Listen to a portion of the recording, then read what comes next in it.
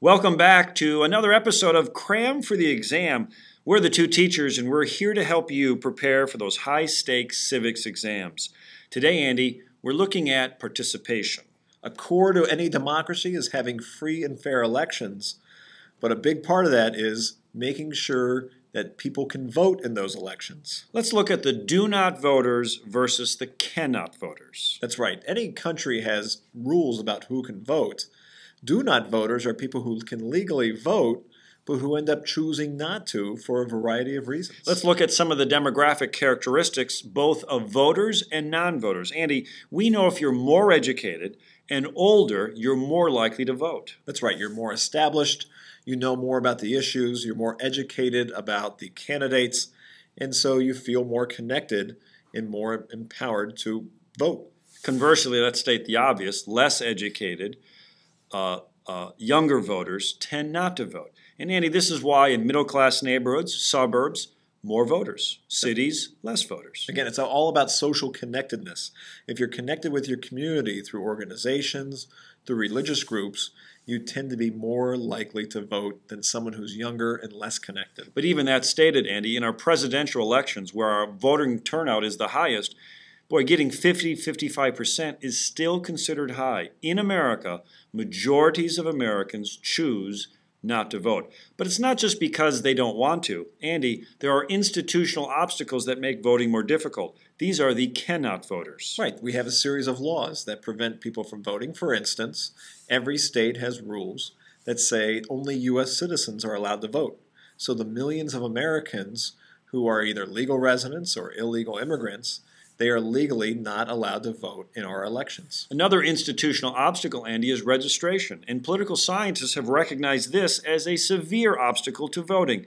Registration must be done days in advance, and it makes our voting more difficult. And citizens have to initiate that registration. It's not done automatically.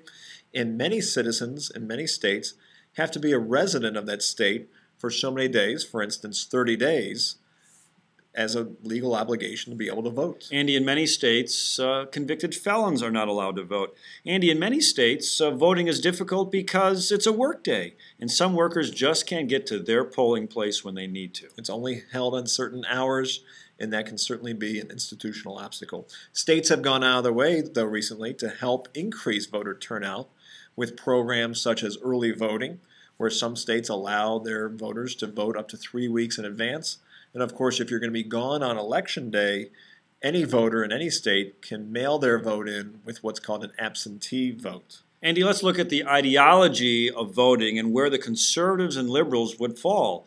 Liberals tend to want to make voting easier.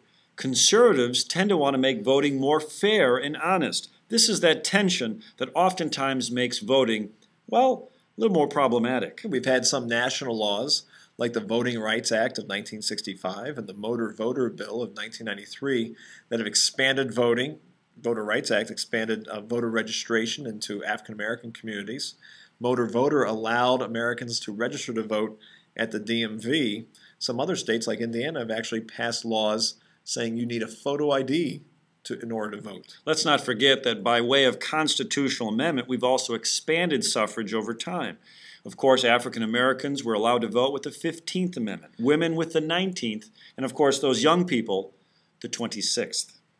The 26th Amendment expanded the right to vote to 18, 19, and 20-year-olds, but we should note that once they got that right to vote, voting percentage, the turnout of voters dropped enormously because young voters just did not come out to vote. Andy, we know voting is the #1 form of participation in American democracy, but it's not the only way. And young people may not vote en masse, but they do participate more than you might think. Andy, what are some of the ways we can participate in government without casting a ballot? Well, you can participate in political rallies, you can donate money to candidates, you can attend government meetings, you can write letters to the editor of your newspaper. Andy, how about just watching maybe a telecast on the web about cramming for your exam?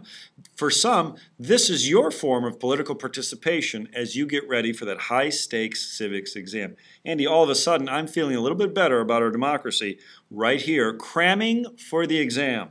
No fancy words. No fancy suits. Plain talk about issues you need to know. Just in time.